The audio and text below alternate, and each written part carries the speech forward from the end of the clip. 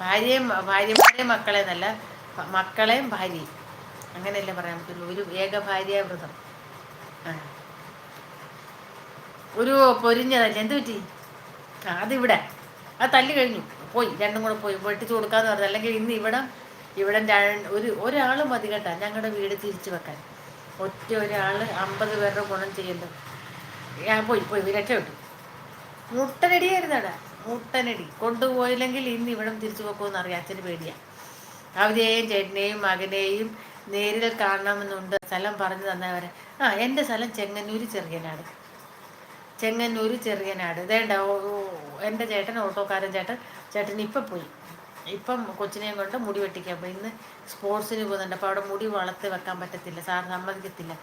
അപ്പം സാറ് പറഞ്ഞു മുടി വെട്ടിയിട്ട് നാളെ ചെല്ലാളെന്നതിന് അച്ഛനും മോനും കൂടെ കൂട്ടരടി. അച്ഛൻ നാളെ വെട്ടാന്ന് പറഞ്ഞ് മോൻ പറഞ്ഞ് പറ്റത്തില്ല, ഇപ്പം വെട്ടണം. അന്ന് രണ്ടും കൂടി ഇടി വെച്ച് രണ്ടുപേരും രണ്ടുവഴി പോയിട്ടുണ്ട്. അച്ഛനും മോനും കൂടെ പോയിട്ടുണ്ട്. ഇനി കുറച്ച് നേരത്തേക്ക് കുഴപ്പമില്ല.